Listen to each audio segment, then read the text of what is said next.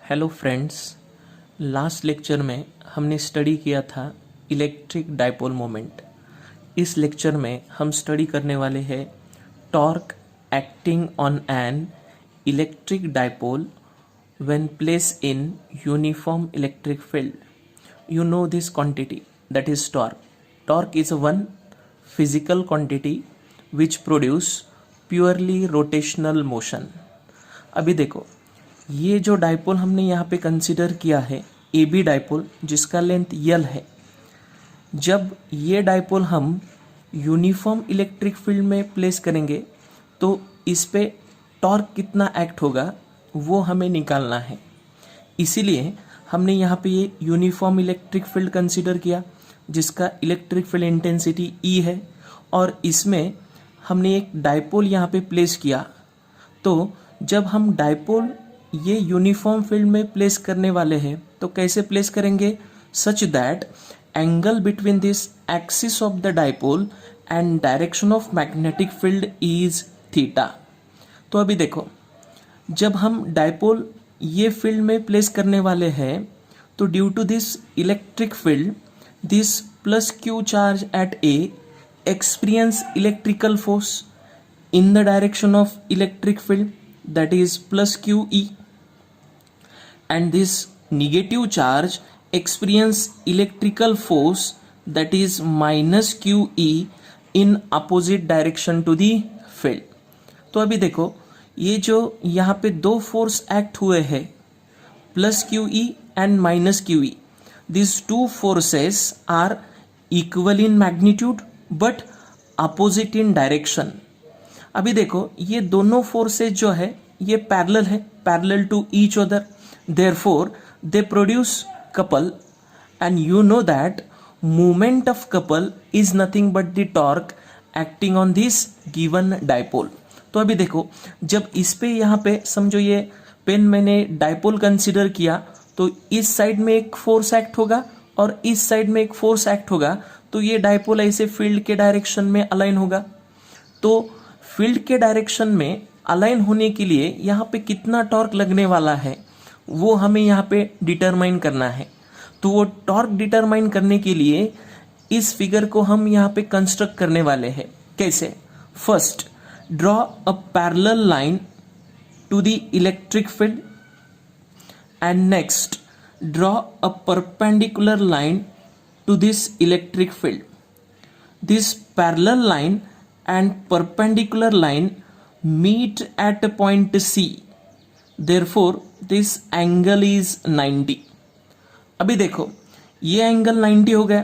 तो अभी ये जो ट्रायंगल हमारा यहाँ पे बना है ACB, तो अगर ये पैरेलल लाइंस है, ये अगर एंगल थीटा है तो यहाँ का जो एंगल है AB हमें यहाँ पे क्या मिलेगा, थीटा। तो अभी देखो, जब हम इस पे टॉर्क निकालने वाले हैं तो आपको पता है टॉर्क जो रहता है वो क्या रहता है, टॉर्क इज नथिंग बट, क्या है torque, product of magnitude of one of the force into perpendicular distance between two forces। तो अभी देखो, ये परपेंडिकुलर डिस्टेंस हमें यहाँ पे निकालना है। तो परपेंडिकुलर डिस्टेंस निकालने के लिए यहाँ पे हम ये फिगर की तरफ ध्यान देना है। देखो, ये जो दो फोर्सेस है इनमें का जो परपेंडिकुलर डिस्टेंस है, तो ये परपेंडिकुलर डिस्टेंस ही हम यहाँ पे क्यों लेते हैं, क्योंकि जब भी हम टॉर्क डिटरमाइन करते हैं तो टॉर्क प्रोड्यूस होने के लिए हमें यहाँ पे ये जो दो फोर्सेस है इनका लाइन ऑफ एक्शन डिफरेंट चाहिए। इनका लाइन ऑफ एक्शन डिफरेंट है। देखो, इसका लाइन ऑफ एक्शन यहाँ पे है और इसका लाइन ऑफ एक्शन यहाँ पे है। अगर दोनों का लाइन ऑफ एक्शन सेम है तो टॉर्क हमें 0 मिलेगा, लेकिन दोनों का लाइन ऑफ एक्शन अगर डिफरेंट है तो ये डाइपोल पे यहाँ पे क्या होगा, टॉर्क एक्ट होगा। तो अभी ये परपेंडिकुलर डिस्टेंस हमें निकालना है। तो जब हम ये ट्रायंगल कंसीडर करेंगे, कौन सा ट्रायंगल ए सी बी, तो ये ट्रायंगल में आप ध्यान से देखो, ये एंगल थीटा है, तो ए सी अपोजिट साइड आएगा और ये ए बी जो है दैट इज 2l, ये हाइपोटेनियस आएगा। तो मैं यहां पे ऐसा लिख सकता हूं, sine theta equal to opposite side upon hypotenuse. तो इससे हमें यहाँ पे ये ए सी मिलेगा, ए सी जो है वो इक्वल टू यहाँ पे क्या आएगा 2l साइन थीटा, ये मिलेगा हमें यहाँ पे परपेंडिकुलर डिस्टेंस। तो अभी देखो हमने यहाँ पे परपेंडिकुलर डिस्टेंस निकाला है, तो अभी टॉर्क डिटरमाइन करने के लिए देखो यहाँ पे ये इक्वेशन हमारी तरफ है, तो इसको मैं ऐसा लिख सकता हूं, torque to equal to magnitude of one of the force into perpendicular distance between two forces.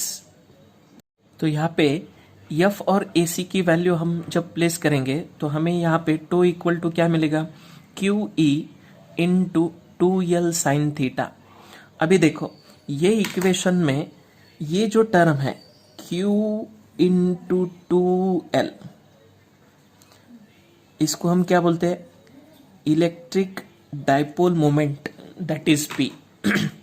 तो अभी ये इक्वेशन हमें क्या मिलेगा, टो इक्वल टू ये PE साइन थीटा, ये मिलेगा हमें यहाँ पे torque acting on given dipole when place in uniform electric field.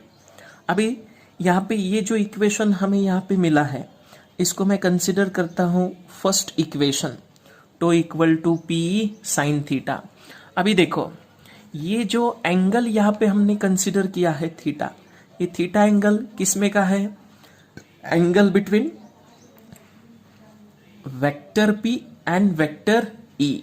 तो जब हम साइन फंक्शन रिमूव करेंगे, तो जब साइन फंक्शन हम रिमूव करेंगे तो इसको हम वेक्टर फॉर्म में लिख सकते हैं। तो इसका जो यहाँ पे वेक्टर फॉर्म हमें मिलेगा, वो वेक्टर फॉर्म यहाँ पे क्या मिलेगा, vector tau equal to vector P cross vector E, ऐसा हम यहाँ पे वेक्टर फॉर्म लिख सकते हैं। तो यहाँ पे वेक्टर P और वेक्टर E, इन दोनों में जो एंगल है वो यहाँ पे क्या है थीटा।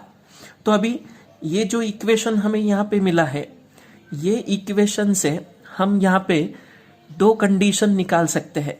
कौन कौन सी दो कंडीशन हमें यहाँ पे मिलेगी, देखो फर्स्ट कंडीशन जो है वो हम यहाँ पे डिस्कस करने वाले हैं, that is condition for maximum torque. तो कंडीशन फॉर मैक्सिमम टॉर्क हमें यहां पे क्या मिलेगा, अगर समझो ये डाइपोल जो है, ये डाइपोल हमने ये फील्ड को ऐसा परपेंडिकुलर प्लेस कर दिया, तो एंगल थीटा कितना मिलेगा हमें 90। मतलब यहां पे मैं ऐसा लिख सकता हूं, when vector P perpendicular to vector E, that is theta equal to 90। अगर थीटा 90 है तो मैं यहां पे लिख सकता हूं साइन 90 इक्वल टू हमें क्या मिलेगा 1।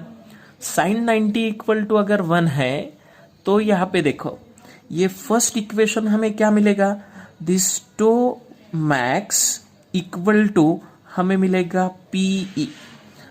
ऐसी फर्स्ट कंडीशन हमें यहां पे मिलने वाली है। इस इक्वेशन को मैं कंसीडर करता हूं second condition for maximum torque. उसके बाद हम यहां पे सेकंड कंडीशन डिस्कस करने वाले हैं, that is condition for minimum torque.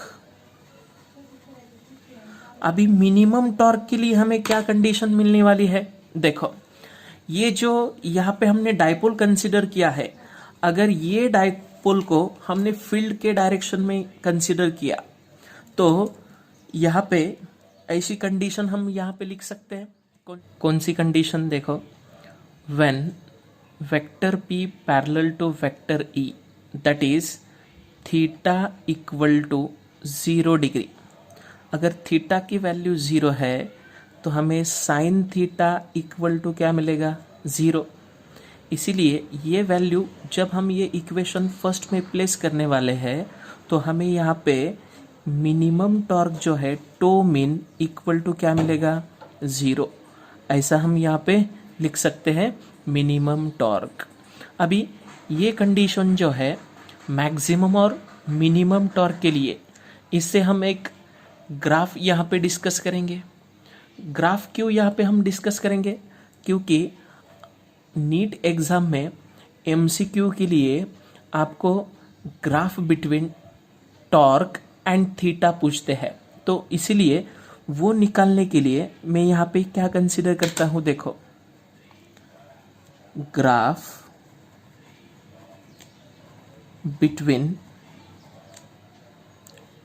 To and theta, ये हमें यहाँ पे निकालना है। तो